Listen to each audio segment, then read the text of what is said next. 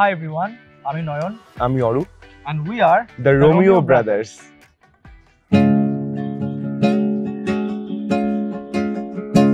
আমার বেলা যে যায় সাজ বেলাতে তোমার সুরে সুরে সুর মেলাতে, আমার বেলা যে যায় সাজ বেলাতে তোমার সুরে সুরে সুর মেলাতে, আমার বেলা যে যায়। সুপ্রিয় দর্শক, সবাইকে স্বাগত জানাচ্ছি বার্তা24.com এর আনন্দ আড্ডাতে। আজকে আমার সাথে দুজন একেবারে তরুণ মুখ, খুবই জনপ্রিয় আপনাদের কাছে, যারা সোশ্যাল মিডিয়া ইউজ করেন তাদের কাছে তো তারা খুবই প্রিয় মুখ, রোমিও ব্রাদার্স। আর বেশি আমি কথা বাড়াবো না, তাদের কাছে সরাসরি চলে যাচ্ছি। কেমন আছেন আপনারা? অনেক ভালো। আমি প্রথমে দুজনের কাছে একটু জানতে চাই, একদম আসলে আজকে আমাদের ফার্স্ট ইন্টারভিউ মানে বার্তার সাথে আপনাদের, তো আমি একটু প্রথমে জানতে চাই যে আপনাদের শুরুটা মানে কিভাবে আপনারা হুট করে এভাবে আসলেন এবং মানুষের কাছে হঠাৎ করে পরিচিতি পেয়ে গেলেন। নয়ন ভাই শুরু করেন। আচ্ছা, শুরুটা হচ্ছে আমাদের ফেসবুক, ইনস্টাগ্রাম ওইসব জায়গা থেকেই। আমি ওর কাছে গিটার শিখতাম, অ্যান্ড আমরা একসাথে গিটার অ্যান্ড গান আমরা একটা কন্টেন্ট পোস্ট করলাম ফেসবুকে, মানুষ পছন্দ করলো। এই তো এরপরে একের পর এক কন্টেন্ট দেওয়া শুরু করলাম, স্টেজ শোজ আসা শুরু করলো দেশের ভিতরে দেশের বাইরে, এইভাবেই আমাদের যাত্রাটা শুরু। আমি অরূপ ভাইয়ের কাছে জিজ্ঞেস করতে চাই যে আপনারা কি একদম কোনো প্ল্যান ছাড়াই দিয়ে দিলেন, মানে কন্টেন্টটা দিয়ে দিলেন? মোটামুটি প্ল্যান ছাড়াই বলা যায়। ফ্রেন্ডসদের ইনফ্লুয়েন্স ছিল, যে ফ্রেন্ডসরা প্রায় বলতো যে এখন তো সবাই সোশ্যাল মিডিয়া ইউজ করছে, তুই কেন গান জানিস, কেন তুই এটা নিয়ে কিছু করবি না। তো আসলে একা এই জিনিসগুলো আমি অতটা গুছিয়ে উঠতে পারছিলাম না। নয়ন ভাই প্রেশার দেওয়াতে তখন দেখলাম যে দুজন মিলে কাজগুলো একটু ইজি হচ্ছে, তো কন্টিনিউয়াসলি দেওয়া শুরু করলাম। প্ল্যান করেছে হ্যাঁ টুকটাক যতটুকু পারি। ওকে, এবার আমি তো জানতে চাই যে সে দুইজনের কি বলে একটা টার্নিং পয়েন্ট থাকে না, মানে হঠাৎ করে কোন ভিডিওটা ছিল যেটা দিয়ে সবাই আসলে বেশি চেনা? আমাদের মাদার্স ডে তে একটা ভিডিও ছিল, এটা হচ্ছে মাকে নিয়ে, যেখানে আমরা একটা ইমোশন ক্রিয়েট করার চেষ্টা করেছিলাম ভিডিওর মাধ্যমে, যেখানে নয়ন ভাই হচ্ছে আলতা পরাচ্ছে মাকে, এরকম একটা সিন, আর আমি গিটারের পাশে বসে আছি, এবং গানটা ছিল হচ্ছে বড় আশা করে রবীন্দ্রসঙ্গীত। বিউটিফুল। আর এখন তো মোটামুটি কি বলে সেই সোশ্যাল মিডিয়ার যে জার্নিটা সেটা এখন বাইরে চলে এসেছে, মানে স্টেজে, তারপরে সব জায়গাতে। তো আমি একটু জানতে চাই যে প্ল্যান কি, মানে গান একদম নতুন তরুণ আপনারা, গানের প্ল্যান কি? কতদিন এই গানেই থাকবেন, নাকি অন্য কোনো ভালো মানে যদি অপরচুনিটি পান এটা ছেড়ে দিতে চান গান? না না, অবশ্যই না, অবশ্যই না। আমি একটা কথা বলি, আমাদের উপমহাদেশে কিন্তু আমরা প্রায় এরকম মিউজিক্যাল ডুও যেটাকে বলে আমরা দেখে এসেছি, যেমন শঙ্কর এহসান লয়, তারপরে আছেন হচ্ছে জাতিন ললিত আছে, তারপরে জোনাস ব্রাদার্স আছে, সেলিম সুলাইমান, এরকম অনেক মিউজিক্যাল ডুও আছে। তো মিউজিক্যাল ডুও গুলো না, ওদের কাজগুলো একটু ভিন্ন হয় এবং ওদের কাজগুলো না মানুষকে কানেক্ট করে। সো ওই রকমই আমরা একটা মিউজিক্যাল ডুও। ইনফ্যাক্ট আমাদের প্রচারটা এইভাবেই হচ্ছে যে বাংলাদেশেই ফার্স্ট আমরাই প্রথম musical duo Romeo brothers.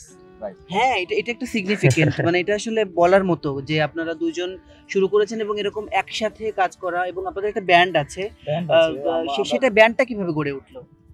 Band ওই যে স্টেজ শোজ আসা শুরু করলো। প্রথমে তো আমরা দুইজনই যেতাম স্টেজ শোতে, বাট বড় স্টেজ গুলোতে তো দুইজনে আসলে দর্শককে মাতানো সম্ভব না। তখন আমরা একটা ব্যান্ড ফর্ম করলাম, আরো 4 জনকে ডাকলাম। কেউ ড্রামস বাজাচ্ছে, কেউ গিটার বাজাচ্ছে, ইলেকট্রিক গিটার। সো মানুষ দেখলাম একটু আমরা শুনতে চাই নামগুলো।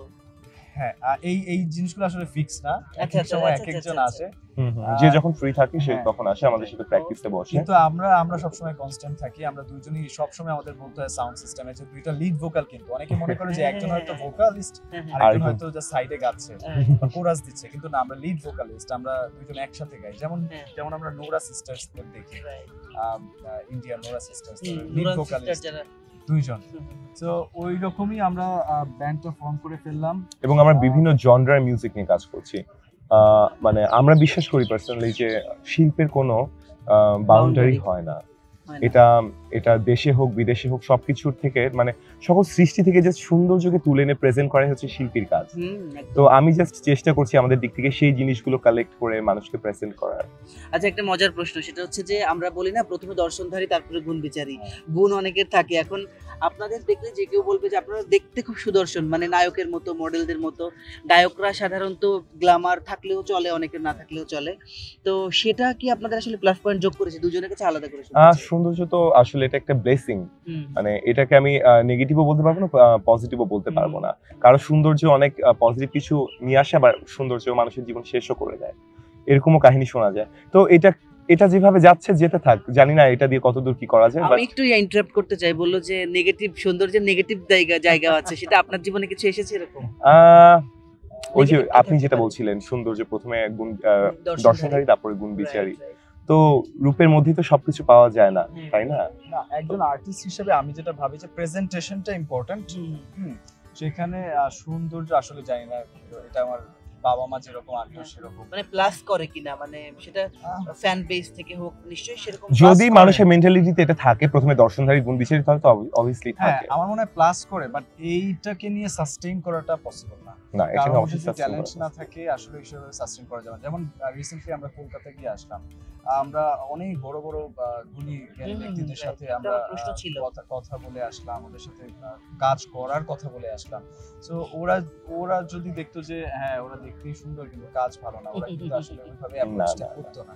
আর এমন না যে আমাদের ফেসবুক ইনস্টাগ্রামে মানে কোটি কোটি ভিউজ বা কোটি কোটি ফলোয়ার্স, এমনও কিন্তু কিছু না। বাট ওই যত মানুষ যাই আছে, ওরা আমাদের গানটা প্রমোট করে আর পছন্দ করে, এন্ড ওই মানুষগুলো পছন্দ করে দেখি, প্রমোট করে দেখি আমরা আসলে এখন রোমিও ব্রাদার্স হতে পেরেছি। একদম। আমি আরেকটা এই বিষয়ে প্রশ্ন করি, তারপরে আবার কাজের কথায় যাচ্ছি, যে মানে এই পর্যন্ত আপনার কি মনে হয়, নারী ফ্যান বেশি নাকি পুরুষ ফ্যান বেশি আপনাদের? আসলে ফেসবুক অ্যানালিটিক্স থাকে, তো সেখানে দেখা যায় নারী ফ্যান্স বেশি। এই জন্যই প্রশ্নটা ছিল। সো আমার মনে হয় মজার ঘটনা নারী ফ্যানদের সাথে না, ওইটা তো আমাদের ম্যানেজার হ্যান্ডেল করে, ওইটা মানে খুব কম। তবে হ্যাঁ, কিছু স্পেসিফিক খুব বেশি মজার মেসেজ যদি কেউ সেন্ড করে, তখন আমাদেরকে সেন্ড করে, ফরওয়ার্ড করে। কোনটা খুব মজা লেগেছে, মানে একটা সবচেয়ে কমন যে জিনিসটা থাকে সেটা হচ্ছে যে কোনটাকে বলে না যে কোনটাকে দরকার, মানে এটা নাকি ওইটা। তো বেশিরভাগ সময় আমরা সেম ড্রেস পরে থাকি, সো ওরা আইডেন্টিফাই করে ওই যে গিটারওয়ালাটা বা গিটার ছাড়াটা। কমেন্টসে আসে, হ্যাঁ ফানি লাগে, তখন আমরা দেখি কমেন্ট, এখন ওইখানে যে কি আমরা রিপ্লাই দিব আমরা বুঝে উঠতে পারি না, পরে শুধু লাভ দিয়ে চলে আসি। ওকে, এটা তো খুব মজার গেল। এবার একটু জানতে চাই যে ইন্ডিয়ার রিসেন্ট টাইমে আপনার যে এটা মানে ট্যুরটা, অনেক গুণী মানুষের সাথে ছবি দেখেছি আমি, মানে উপমহাদেশের সব বড় বড় শিল্পীদের সাথে ছবি। মির্চি মিউজিক অ্যাওয়ার্ডে আপনারা অ্যাটেন্ড করেছেন, আমাদের দেশের অ্যাওয়ার্ড শোতে আপনারা অ্যাটেন্ড করেছেন রিসেন্টলি। তো আমি একটু ডিটেইলেই জানতে চাচ্ছি যে এখানকার আর ওখানকার অ্যাম্বিয়েন্স এবং এক্সপেরিয়েন্স কেমন দুজনের। আপনি শুরু করেন, তারপর ভাইটা শুনছি। আসলে ইন্ডিয়াতে শিল্পটা অনেক বেশি গোছানো, আচ্ছা, আর অনেক ধরনের কালচারাল, বাংলাদেশের মতো, বাংলাদেশকে আমি বলছি না যে বাংলাদেশে নেই, আমরা পুরান ঢাকাতে যেরকম দেখতে পাই একটা মুঘলদের একটা বিশাল একটা ইনফ্লুয়েন্স, দেন ধানমন্ডির সাইডে অনেক ফরেনার্স আসছে, ওয়েস্টার্ন একটা এনভায়রনমেন্ট আমরা দেখতে পাই। সো ইন্ডিয়াতেও এই জিনিসগুলো, বাট ওরা অনেক গুছিয়ে কাজ করছে। কিছু জিনিস তবে আমাদের যে ফোক কালচারটা, এটা ওরা কখনোই মানে ওদের দ্বারা পূরণ করতে চায় না বা পারছে না। এদিক থেকে ওরা বাঙালিদেরকে খুব টানছে, বাঙালিদের টান সবসময়ের জন্য টানছে। আমাদের কাছ থেকে ওরা ফোক খুবই পছন্দ করেছে। আমাদের সাথে বেশ বড় আমি এই মুহূর্তে নাম বলতে চাচ্ছি না, কাজ সামনে আসলে হয়তো সামনে দেখা যাবে। একটা তো বলাই যায়, মানে একটা ইন্টারভিউতে স্পেশাল একটু জার্নিটা বলা যায় আমাদের কলকাতায় আমরা কিভাবে আসলে বাংলাদেশ থেকে কিভাবে গেলাম। আমাদের ফেসবুকে আমাদের কন্টেন্ট দেখে কলকাতা থেকে এক খুব গুণী একজন গীতিকার এবং বাচিক শিল্পী শুভদীপ চক্রবর্তী নাম, উনি আমাদেরকে একদিন নক করলেন হোয়াটসঅ্যাপে, যে জানতে চাইলেন আমাদের কাছে। সো ওনার সাথে কথাবার্তা হয়ে উনি দেখলেন যে উনি তো যেহেতু বাচিক শিল্পী, কবিতা আবৃত্তি করেন, তো উনি কিছু শো অর্গানাইজ করতে চান যেখানে গান এবং কবিতা একটা মেলবন্ধন সৃষ্টি করবে এবং দুইটা দেশের মেলবন্ধন সৃষ্টি করবে। সো এরকম সিরিজ অফ প্রোগ্রামস ছিল, 8-10টার মতো প্রোগ্রামস। আমরা গেলাম, আমরা একদম এমবাসি থেকে ইনভিটেশন পেয়ে আমরা একদম ডিরেক্ট চলে গেলাম কলকাতায়। গিয়ে দেখলাম যে আমরা অনেকগুলো প্রোগ্রামে আমরা guest appearance as a guest ছিলাম। সেইখানে দেখলাম যে আমাদেরকে খুব রেসপেক্ট এবং সম্মান দেওয়া হয়। এই দেশে আমাদেরকে অনেক রেসপেক্ট এবং সম্মান দেওয়া হয়, বাট ওদের ধরনটা একটু আলাদা, ভিন্ন। এরপরে দেখা গেল যে আমরা নিজেরা পারফর্ম করা শুরু করলাম, এবং কবিতা এবং গান, এবং আমি বলি আমাদের দুইজনের জনরা কিন্তু আলাদা। ও একদম রবীন্দ্রসঙ্গীত, ক্লাসিক্যাল, হেমন্ত, লতা মঙ্গেশকর ট্রেন, ওগুলো শিখেও অভ্যস্ত, ওগুলো করে অভ্যস্ত। আমি যেমন সুফি, কাওয়ালি, ঠুমরি, ফোক এই গানগুলো করে আমি অভ্যস্ত একদম Okay. ছোটবেলা থেকে। সো আমরা যা করি আমরা জাস্ট দুজনের জনতাকে Collaboration. একদম ম্যাশ করি। জনতাকে এক এক জায়গায় দুজনের mash up করা তালিমের যায়। জায়গাটা একটু শুনতে চাই, মানে কবে থেকে কি আম- কিভাবে শুরু? আচ্ছা, আমি তো মানে আমরা বিশ্বাস করি যে গান একটা স্পিরিচুয়াল জিনিস, হুম, হুম, এটা মানুষ নিয়ে জন্মায়। হুম। তো না, গড গিফটেড ডেফিনেটলি। আর শেখা যেটা করতে পারে মানুষ একটু পলিশ করতে পারে।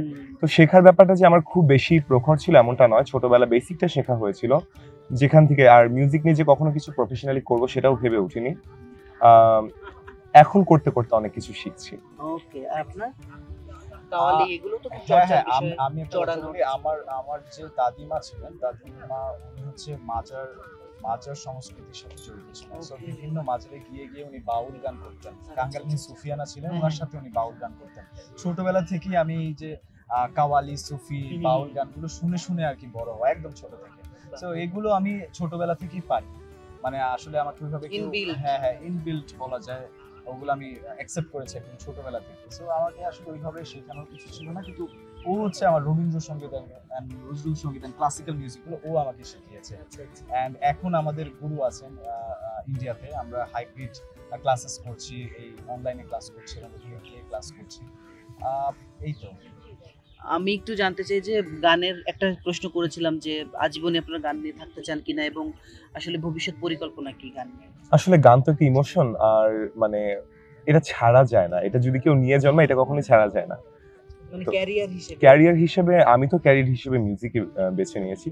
নয়ন ভাই তো জব করছে, বাট হ্যাঁ আরেকটু যদি প্রতিষ্ঠিত হতে পারি বা হই, তাহলে হয়তো আস্তে আস্তে সরে এসে গানটার দিকেই আমরা বেশি ফোকাস করতে চাইবো, কারণ এই জিনিসটার প্রতি কি ভালোবাসা কাজ করে, আর আমাদের আনন্দটা এখান থেকেই পাচ্ছি, পারফরমেন্স করে মানুষের এত ভালোবাসা পাচ্ছি। আমার মনে হয় যে এর থেকে বড় অ্যাচিভমেন্ট, এতগুলো সৃষ্টি আমাদেরকে দেখছে, ভালোবাসা দিচ্ছে, এর থেকে বড় অ্যাচিভমেন্ট আর কিছুই হতে পারে না। আর গান গাওয়ারও কিন্তু একটা আলাদা স্যাটিসফ্যাকশন আছে। আজকে Right. আমার মা বলছিলেন একটা কথা ভাত খাওয়ার পরে, উনি বলছিলেন যে আমি একটা ইন্টারভিউ শুনেছি, সেখানে একটা মহিলা বলছে যে আমি প্লেনে ছিলাম এবং আমার প্রচন্ড প্রসব বেদনা উঠেছে, আর সেই প্লেনে লতা মঙ্গেশকর ছিলেন। সো লতা মঙ্গেশকর যখন শুনলেন তখন উনি এসে ওনার সামনে গান গাওয়া শুরু করলেন, আর মহিলা বললেন যে আমি একটুও প্রসব বেদনা ফিল করিনি। মানে গানের যে পাওয়ারটা আমরা আরো শুনতে পাই যে তানসেনের গল্পে হ্যাঁ, তানসেনের গানে বৃষ্টি। বৃষ্টি পড়তো, এটা খুবই প্রচলিত একটি কথা। তো গান ব্যাপারটি স্পিরিচুয়াল, আমি নিজে ফিল করেছি ইউনিভার্সিটিতে থাকার সময়, যে হয় না একটা সময় মানুষের ইমোশনাল একটা প্রিয়র্চা, একটা ব্রোকেন প্রিয়র্চা, ফ্রেন্ডসদের ওরা না গান শুনলে হালকা হতো, মানুষ কাঁদতে পারে গান শুনে। সো আমি এটা নিয়ে ভাবছিলাম, নয়ন ভাইয়ের সাথে বলেওছি যে আমি মিউজিক্যাল হিলিং যে প্রসেস এটা নিয়ে স্টাডি করব এবং এটার উপর রিসার্চ পেপার নিয়ে কাজ করব। ওকে। সো মিউজিকের স্পিরিচুয়াল যদি বলি, এটা যদি বলি পলিটিক্যাল যদি বলি, যে অনেক সময় যেমন আমরা দুই বাংলার, আমাদের বেশ কিছু পত্রিকায় লেখালেখি হচ্ছে আমাদের নিয়ে, যে আমরা দুই বাংলার মধ্যে একটা মেলবন্ধন সৃষ্টি করতে চেয়েছি আর কি। আমরা কতটা পেরেছি জানি না, বাট এই যে ছোট একটা চেষ্টা, কারণ আমরা কলকাতা গিয়ে দেখলাম যে ওরা তো আমাদের থেকে ভিন্ন না, আসলে বাংলা তো একটাই, শুধু ভাগ হয়ে গেছে মাঝখান দিয়ে একটা। সো ওই জায়গা থেকে আমি বলবো যে এটা ছাড়ার আসলে কোনো প্ল্যান নাই। আমরা সবসময় মিউজিক নিয়ে থাকতে চাই, আমরা মিউজিক নিয়ে আমরা নিজেরা মিউজিক লিখছি, এখন গান লিখছি। আমরা সামনে যে 15ই অগস্ট আসছে না, আমাদের বঙ্গবন্ধু শেখ মুজিবুর রহমানকে নিয়ে আমরা গান লিখছি, আপনারা শুনতে পাবেন অবশ্যই। আমি একটু জানতে চাই যে দুজন তরুণ সময় দিচ্ছেন, মানে নিশ্চয়ই গানের পেছনে সময় দেওয়া এবং এটার পেছনে এটা নিয়ে থাকা, একটা প্রেরণা বা একটা অনুপ্রেরণার দরকার হয়। অবশ্যই। একটা তো আছে আপনাদের যে মানে কি বলে গানের প্রতি প্রেম, সেটা আছে, কিন্তু সাথে মানে অবশ্যই জীবন ধারণের জন্য টাকা পয়সা চলেই আসে। তো এখন আমি একটু আপনার কাছে জানতে চাই অরূপ ভাই যে গানের এখন কি অবস্থা, মানে আপনাদের স্টেজে আমি শুনলাম যে আপনারা বেশ অল্প সময়ের মধ্যে ভালোই মানে চার্জ করছেন, এই সমস্ত শুনলাম, কি অবস্থা বলেন তো দেখি একটু শুনি। এটা এটা কি বলবো, এটা আমি ধরে নিই যে এটা একটা ব্লেসিং। হ্যাঁ, আপনি খুব ভুল শুনেনি বা আমি কতটুকু ভুল বলবো না। আসলে যেরকম কোয়ালিটি চার্জটা ওই রকম। আসলে আমরা তো দেখা যাচ্ছে কি বাংলাদেশের যে ব্যান্ডগুলো এক একজন এক এক টাইপের গান করছে, আমাদের জনরাটা কিন্তু আমাদের মধ্যে মানুষ অনেকগুলো ফ্লেভারকে একসাথে পাচ্ছে, হিন্দি, বাংলা, ইংলিশ, ফোক, গজল, নজরুল, রবীন্দ্র, ক্লাসিক্যাল, স্প্যানিশ, অনেক কিছু। তো অনেক সময় আমাদের বাইরের মিউজিশিয়ানসদের সাথে কোলাবোরেট হ্যাঁ, করতে হ্যাঁ। হয়, যেমন অনেক মিউজিশিয়ানস আমাদের দেশে খুব বেশি অ্যাভেলেবল না, যেমন শাহরুখ। শারদটা আসলে খুব বেশি মানুষ আসলে বাজায় না, তো আমাদের কনসার্টে যদি শারদের প্রয়োজন হয় তখন আমাদের বাইরে থেকে মিউজিশিয়ানস আনতেই হয় তো চার্জেসটা একটু বেশি হয়ে যায় ওইসব কারণে। আমার জাস্ট সেকেন্ড লাস্ট কোয়েশ্চেন যে আপনারা তো ফেসবুকের মাধ্যমে আসলে মানুষের কাছে পৌঁছলেন, মানে আমরা সাধারণত কি দেখে থাকি, মানে যারা একটু সিনিয়র তাদের কাছে একটু নাটকের ইন্ডাস্ট্রিতে কিন্তু দেখি যে আমরা তো মানে মূলধারা টেলিভিশন মিডিয়ার, আর ওরা হচ্ছে ইউটিউবের শিল্পী। তো আপনারা যেহেতু মানে ফেসবুক থেকে এসেছেন, আমাদের যে যারা সিনিয়র আর্টিস্ট আছেন তাদের কাছ থেকে কিরকম ট্রিট আপনারা পান, পরিচয় হলো? বাংলাদেশে এখনো খুব সিনিয়র আর্টিস্টদের সাথে আমাদের দেখা হওয়ার সৌভাগ্য হয়নি, যেটা হয়েছে কলকাতাতে। জোজো দিদি, অনুপম রয়, তারপরে ছিলেন হচ্ছে ইমন চক্রবর্তী।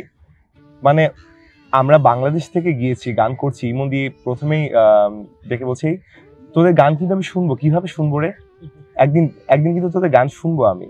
তো মানে একটা যে শিল্পীর মধ্যে যে একটা গ্রেস, সে যে সিনিয়র, আমাদের প্রতি যে তার মানে শৈল্পিক একটা ভালোবাসার একটা মানে আচরণ, এটা আমাদেরকে মানে মুগ্ধ করেছে।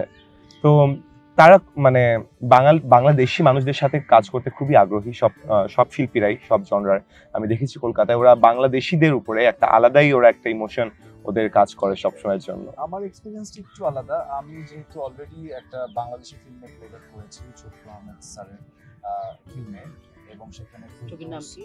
আহারে জীবন। ওকে, সেদিন হ্যাঁ, ফেরদৌস নিপুণ গতবার ঈদে যেটা রিপন খান ছিলেন হচ্ছে পরিচালক।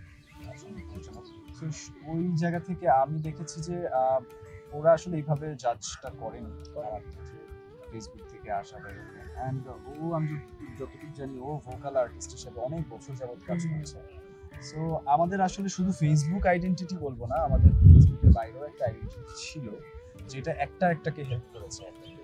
এবার সর্বশেষ প্রশ্ন হচ্ছে যে আমি জাস্ট আজকে আলোচনার আগেই কথা হচ্ছিল ফটোশুটের সময় যে সোশ্যাল মিডিয়ার একটা যে কি বলে পজিটিভ সাইন যে আপনাদের মতো তরুণ শিল্পীদেরকে আমরা পাচ্ছি, আরো অনেককে নানা সেক্টরে আমরা পেয়ে থাকি, কন্টেন্ট ক্রিয়েটার সবাইকে পেয়ে থাকি। তো আবার একটা খুব অস্থির সময়টা, মানে ইনফ্যাক্ট মিউজিকেরও একটা অস্থির সময়, আমি যদি ভুল না করি খুবই ফাস্ট বিটের মিউজিক এবং সোলফুল মিউজিক একটু কমে গেছে আমাদের ইন্ডাস্ট্রিতে বিশেষ করে। তো এই পুরো মানে আমাদের পুরো সামগ্রিক মিউজিক ইন্ডাস্ট্রির অস্থিরতা এবং ফেসবুকের বা সোশ্যাল মিডিয়ার অস্থিরতা, ট্রোলিং, উল্টাপাল্টা কমেন্টের শিকার হয়, এটা তো খুব খারাপ, মানে কি বলবো, অবান্তর কিছু না। কিভাবে ডিল করেন, কিভাবে দেখেন পুরো জিনিসটা, কখনো মন খারাপ হয় কিনা, একে একে করে শুনবো, শেষ করবো। প্রথমত আমি বলবো যে আমরা বাংলাদেশে যেটা হয়েছে, আমি ইন্ডিয়াতে না গেলে বুঝতাম না, ওরা কিন্তু খুব বেশি সোশ্যাল মিডিয়ার উপর ডিপেন্ডেন্ট না। মানে ওদের শিল্প চর্চা বা ওদের প্রতিভা প্রকাশের জায়গাগুলো আলাদা, ওইখানকার প্ল্যাটফর্মগুলো খুব ইজি, ওরা শিল্পে খুব ভালোভাবে প্রেজেন্ট করছে এবং যথা সম্ভব সম্মানই দিয়ে করছে। আমি রোমিও ব্রাদার্সের আগে আমি ভোকাল ভয়েস আর্টিস্ট হিসেবে কাজ করেছি 2 বছর। তো সেখান থেকে আমার কিছুটা হলেও ধারণা হয়েছে যে বাংলাদেশে যদি সোশ্যাল মিডিয়া না থাকতো, বাংলাদেশ মানুষকে অ্যাবিউজ করে উঠতে দিত না, তার যোগ্য পরিমাণ পেমেন্টটা সে পেত না। তো সোশ্যাল মিডিয়া ঠিক যেমন আমাদেরকে তুলে ধরেছে, আমরা আমাদের ইচ্ছা অনুযায়ী চার্জ করতে পারছি, মানে আমাদের কোয়ালিটি আমরা জাজ করছি যে আমরা কত নিব। তো এইটা পসিবল হতো না যদি আমাদের ওই বড় কাউকে ধরে না, সিনিয়র কাউকে ধরে উঠতে হতো, কোনো মিউজিক ডিরেক্টর ধরে উঠতে হতো। তো এটা আমি বাংলাদেশে ফেস করেছি। তো আমার এখানে বলবো না যে বাংলাদেশ এই মিউজিক ইন্ডাস্ট্রিতে আমার অভিজ্ঞতা ভালো খুব বেশি, বাট একটা পর্যায়ে চলে যাওয়ার পর কি মানুষকে অনেক তেল দেওয়া হয়। তো হ্যাঁ, তো এইটা ছিল যে নেগেটিভ সাইডটা। পজিটিভ সাইড তো আমরা সামনেই আছি। আপনি এই যে এই গাছটা দেখছেন, এই গাছের নিচে কিন্তু কোনো ঘাস হচ্ছে না। আমাদের সোশ্যাল মিডিয়ার আগের যে লাইফটা ছিল, এইরকম এক একটা বটবৃক্ষ ছিল, আর ছোটদেরকে আসলে ওইভাবে সুযোগ করতে পারতো না। মানে যদি না ও কারো আন্ডারে থাকে বা তালিম নেয় বা কারো আন্ডারে কাজ করে, বা ওই জিনিসগুলো আমরা শুনেছি যে এরকম হতো। এন্ড তখনকার যুগে এই জিনিসটা আসলে খুব অ্যাভেলেবল ছিল না, কেউ একটা সিঙ্গার হওয়া মানে অনেক বড় কিছু ছিল। সোশ্যাল মিডিয়ার কারণে যেটা হয়েছে যে আমাদের যার যা ট্যালেন্ট আছে আমি সেটা পোর্ট্রে করতে পারছি, দেখাতে পারছি মানুষকে, এবং সেটাকে যদি আমরা ঠিকভাবে পোর্ট্রে করতে পারি আমরা সেই পরিমাণ রেসপেক্টও পাচ্ছি। এখন সোশ্যাল মিডিয়া তো অনেক টাইপের কন্টেন্ট হয় ভাইরাল করার জন্য, এটা আমাদের আসলে সেরকম আমরা কখনোই কোনো প্ল্যান করে কন্টেন্ট করা বা ভাইরাল করার জন্য কোনো কন্টেন্ট করা আমরা করিনি। সেই কারণে নেগেটিভ সাইডটাও আমাদের কখনো দেখতে হয়নি, আসলে মানে ভোগ করতে হয়নি যে মানে ট্রলিং বা এটা ওইটা এরকম কোনো কিছু আসলে আমরা আজ পর্যন্ত যা পেয়েছি মোটামুটি সোশ্যাল মিডিয়ার দৌলতে আমরা ভালোবাসাই পেয়েছি মানুষের। আপনাদের জন্য অনেক শুভকামনা, আপনাদের আগামী পথ আসলেই খুব মসৃণ হোক এবং যে স্বপ্ন এবং যে উদ্দেশ্য নিয়ে আপনারা কাজ করছেন সেটা করতে থাকেন, আমাদের এন্টারটেইন করেন এবং এন্টারটেইনের সাথে আপনারা যেহেতু স্পিরিচুয়ালিটিতে বিশ্বাস করেন সেটাও আমাদের মাঝে ছড়িয়ে যাক সেই প্রত্যাশা করছি। আজকে এখানে শেষ করছি। Thank you. Okay, thank you so much. দর্শক, এই ছিল আজকের আড্ডা, একেবারে তরুণ দুটি মুখ আমরা আপনাদের সামনে প্রেজেন্ট করলাম। আমরা আশা করছি যে তাদের যে লক্ষ্য এবং তাদের যে দর্শন আপনাদের পছন্দ হয়েছে এবং আশা করছি রোমিও ব্রাদার্সকে আপনারা শুনবেন। আবারও নতুন কোনো অতিথিকে নিয়ে হাজির হব। আজ এখানেই শেষ করছি। আল্লাহ হাফেজ।